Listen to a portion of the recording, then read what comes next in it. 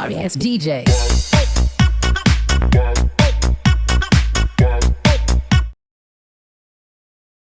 Minsan lang tayo mabuhay sa mundong ito. Isang beses lang. Walang nabuhay sa mundong ito na namatay tapos bumalik siya dito. Walang ganyan mga kapatid sa Islam. Isang buhay lang ang meron tayo. At napakaiksi ng buhay na ito. Malutano paginang ka. Dapat na mabatid natin ito. Magkaroon tayo ng kamalayan na sobrang napakabilis ng pagdaan ng mga oras, araw, mga buwan, mga taon na hindi natin namamalayan tayo'y papalapit na sa kamatayan mga kapatid sa Islam. Dapat magkaroon tayo ng pagninilay-nilay at pagsusuri. Kung ang napakaiksing buhay na ito ay gagamitin natin sa wastong pagkakagamit nito, layunin kung bakit tayo nilikha ni Allah. وَمَا خَلَقْتُ الْجِنَّ وَالْإِنسَ إِلَّا لِيَعْبُدُونَ.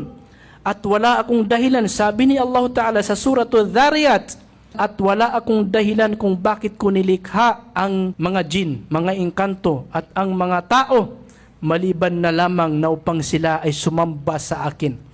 Kung ang napakaiksing buhay na ito ay gagamitin natin sa kaluguran ni Allah Subhanahu wa Ta'ala, ang balik nito sa atin, insyaallah, ang balik nito sa atin sa kabilang buhay ay walang hanggang katiwasayan, walang hanggang buhay, walang hanggang kaligayahan sa paraiso ni Allah Subhanahu wa Ta'ala. Allahu Akbar. Subalit, kung ang napakaiksing buhay na ito na ipinagkaloob sa atin ni Allah sa mundong ito, itong napakaiksing oras na ito na meron tayo sa mundong ito, kung ito ay mababagsak, hindi natin magamit sa kaluguran ni Allah Subhanahu wa Ta'ala, ang balik nito sa atin, wal'iyadu billah, ay walang hanggang pagsisisi, walang hanggang kaparusahan, walang hanggang buhay sa impyerno ni Allah Subhanahu wa Ta'ala, wal'iyadu billah.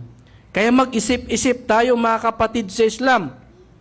Itong oras natin at buhay natin na ito sa mundong ito, dito titingnan ni Allah Ta'ala kung saan tayo nararapat. Landing.